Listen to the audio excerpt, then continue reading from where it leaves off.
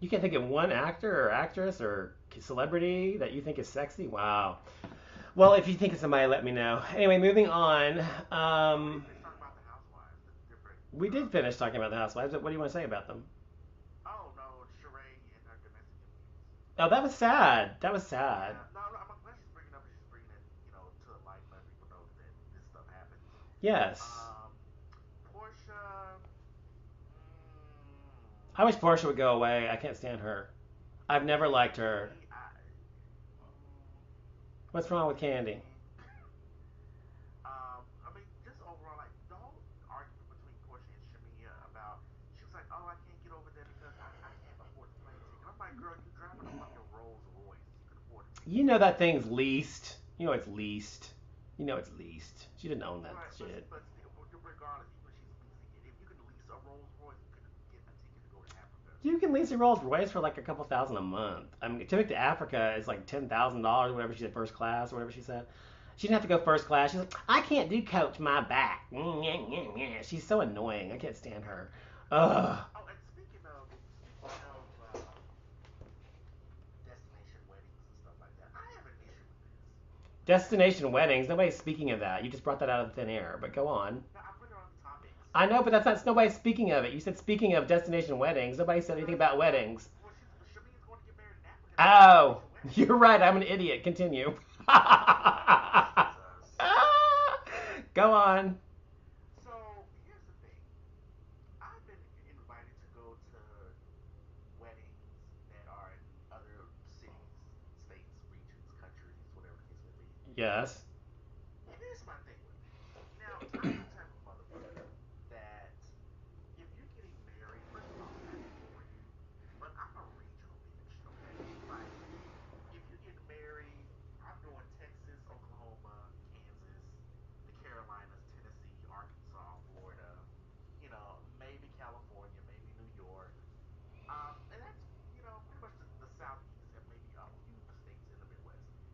But when you start going to get married in other countries, okay, that's when we gonna have a problem. Because, bitch, first of all, I'm not paying all this fucking money for me to fly over to, France for you to get married, and then come in 3 fucking years from now, we ain't even talking no more. So, and the only reason I said it, because I actually had this happen to where I had a friend, she got married in the Middle East. Okay. That's, that's a common destination spot. She wanted to have, she had a big wedding out there and everything. It wasn't like some, shotgun wedding. It was a big wedding. She was telling me, she's like, "Oh, I'm getting married in there." And now the plane tickets were cheap. Normally you can find cheap plane tickets to Vegas, and they're very cheap. Like maybe like between 150 and $300 round trip. They're pretty cheap. So I'm like, okay. But then she's like, "Well, we're staying at this particular hotel. I forgot which hotel it was, but that shit was expensive as fuck per night."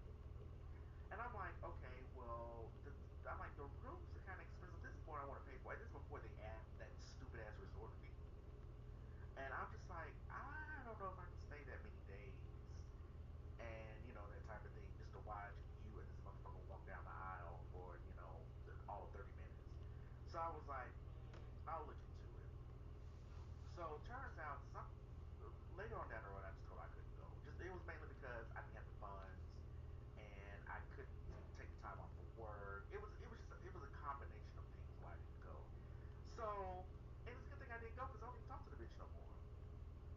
So my thing is that, and I feel like if you're gonna have these destination weddings, and you're gonna have them in different cities and I mean, sorry, in different countries and out of the country, you're gonna have to be prepared that there are gonna be some people who just can't go just because they don't have the money, they can't afford to go. I had a friend to get married over in London. I can't afford a fucking plane ticket to London. London plane ticket to London is like $4,000. I can't afford that. So I just didn't go. I gave that motherfucker a pack of spoons for a gift. Hello. Hello, I'm here. Oh, I didn't hear anything. So Well, I thought you were just ranting, basically. So. no, I just gave her a pack of spoons. But my thing is like, why have these destination weddings in other countries if the majority of people can't afford to Okay, go? I'll tell you now. This is why. Because a wedding is not about the guest; it's about the people who are having it. And they're having a fucking wedding. They can have the fucking wedding wherever the fuck they want to have it. Now, if people don't want to go or they can't afford to go, then they don't go. And they can't afford to go, they don't go. So what the fuck's the problem? But when the bride makes a big deal on why people can't go, I'm like, bitch, ain't nobody tell you to Well, get then she's money. being a bitch. Then she's being a bitch. Because if she's like, oh, I can't go because I don't have the money to do it. Well, you can come if you're my friend, like Shamia Sanda, what's her face, or whatever. And if it's true, if it's a person's like, they can't, they're living paycheck to paycheck and they don't have any savings or whatever, and they can't really afford to go, that's one thing. But if you're like fucking Portia, who, like you said, is driving a fucking rented, leased Bentley or whatever the fuck it is, and says she can't, and she's buying all this fucking handbags and clothes and all shit all the time. If she really wanted to go, we know Portia could go. We know she would go. So I'm saying the distinction is, whether somebody really can go or not. I think to me is the difference. If a person's like being an asshole and they're saying you have to come because you're my best friend, blah blah blah. Well, I'd say, bitch, you pay for the ticket if you can't afford to go. And I've actually seen that happen. My friend who got married in France, she did that. She was like, I told her I can't go. Well, how come you can't go? Bitch, I ain't got no fucking money to fly.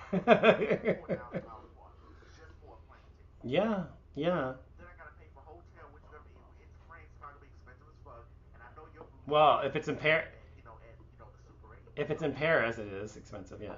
Right. And I'm like, I'm not, and I know her bitch ass ain't staying at no damn Super 8, $40 a night or no Red Roof Inn. They don't have those there. I can't afford that.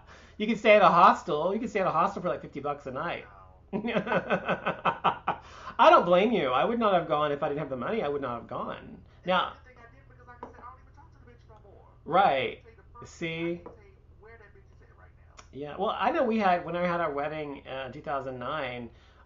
There's people that came to my wedding I don't talk to anymore either for various reasons. There's like one, two, three, four, five, six, seven, eight, like Jesus. 10 people I don't talk to. Well, some of those are Michael's family and we don't talk to anymore because they've been assholes to me, but lately. But so at least half of that is his family. The other ones are just friends and stuff that we fell out about. I'm not into that. Anyway, the point is though, is like you're right. A wedding is great and it's fun to me if you just think about it like it's a big party and it's fun and you go and you have a good time. But you can't go and make it like this big thing. Like if you don't come to my wedding, you don't care about me, you don't love me. Especially when 3 years later you're not even talking to her. So that's ridiculous. I agree. I agree with you on that for once. So So yeah, so that's just my take on that. If you're gonna have that special wedding, make sure you can afford it. yeah. And then when you throw a fucking fit when people can't go, then fuck you. That's all I can say. There's no reason to watch you party it up. And listen, what is the benefit for me besides the fact that I'm there? What's the benefit for me? You're getting married. There's a benefit for you doing this. Where's the benefit for me anyway? That I'm hmm just taking a trip with you? Is that the benefit? Right. Right. hmm And I'm just gonna say thank you, bitch, because you paid me $4,000 an hour and did not have anyway. Well, So like, I'll talk to your ass when later. people really, I mean, first of all, this is just my personal etiquette. If I had somebody, like for example, when we had our wedding, we had to fly to Connecticut because that was before it was national gay marriage was available.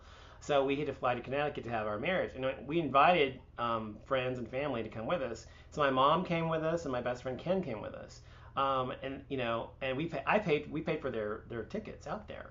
And then if anybody else had said yes, we would have paid for theirs. So in my opinion, the etiquette is that if you invite somebody to fly somewhere for your wedding, that you pay their ticket. That's my etiquette, and the hotel room. We pay for their hotel room too. So that's what I think you should do. And so for someone to expect you to come when they're not even paying for your ticket, that is just fucking classless. Okay, I don't agree with that at all. So just want to say, let's talk about trans. I agree. Let's talk about transracialism. There's this white transgender person who goes by the name of Jadu, and he says that he is transracial because he's a white male, or when he's a transgender white male now, but a transgender white male. But he says that he is and has always felt Filipino. He identifies with the Filipino race and the culture, his fascination with it his entire life since he was a little kid.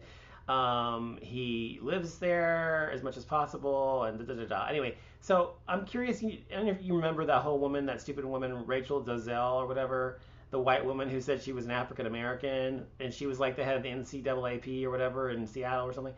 It's like that. And so, do you think transracialism is a real thing, or do you think it's fucking stupid, or what do you think about it?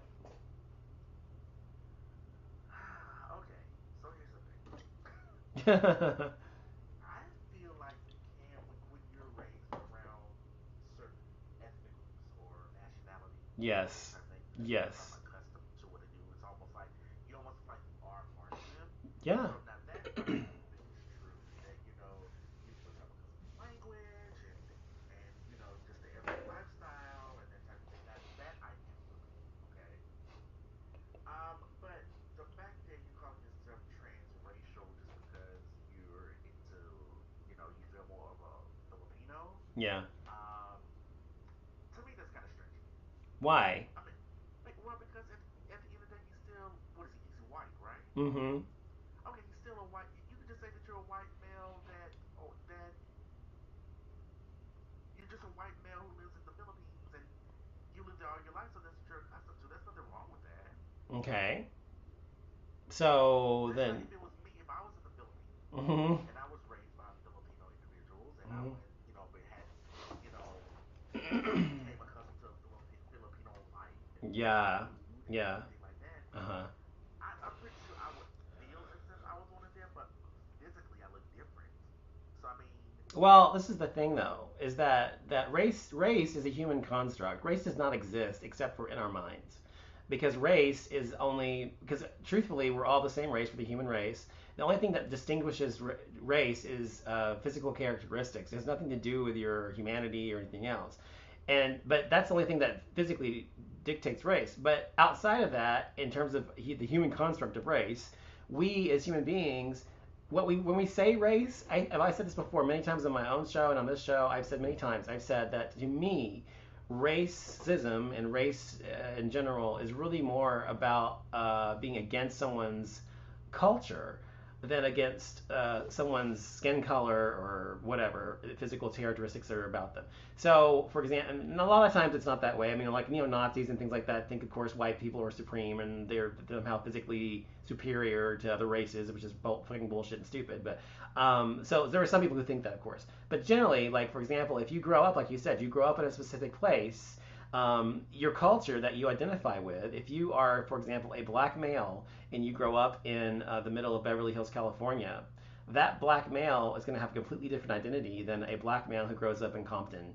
You know, so I agree. their culture. So I'm saying what I'm saying is it's their culture that they identify with is really what dictates their race, in my opinion. It's not how they physically are. Just because you are physically considered to be African American and I'm considered to be biracial, doesn't mean that I have to act like a certain way because for me it's different because I'm two things. But for you specifically, you have to act a certain way because you're black. You don't have to act a certain way according to a specific racial stereotype. You act according to the culture you grew up in. And if you grew up around a lot of black people, then you're probably going to act more like most black people act. If you grew up around a lot of white people, you act like most white people act, and so forth. So, or the culture of those people. So to Well, me, yeah, my point is, it is true. I do think it is. I think it is a real thing in the sense that people feel like they identify, like you just said, they identify with a particular race for whatever reason, generally because they grew up in it or whatever, and they consider themselves racially that. And I think that's totally legitimate thing because that's what really dictates race is where you grow up. It's not about your physical characteristics, in my opinion. So that's how I see it. So I think it's fine. I mean, I'm just saying I think it's okay. I think it's okay. I mean, it isn't hurting anybody. And even stupid Rachel Dolezal, that fucking moron, dumb bitch that said she's black and she annoyed the fuck out of me. I couldn't stand her. I could not stand that bitch because she was saying she was literally lying and saying she was black. Like she had black parents and she was like oh yeah. she's like out of her fucking head. Okay, but this guy's not saying he actually is And I feel like Filipino. and I feel like what she's saying that as like as for like a cool factor in her head or something like that. She identifies the black race. She doesn't identify with the white one, and therefore she wanted to be black so badly she lied and said her parents were black. She disowned her own parents and said her real parents were black.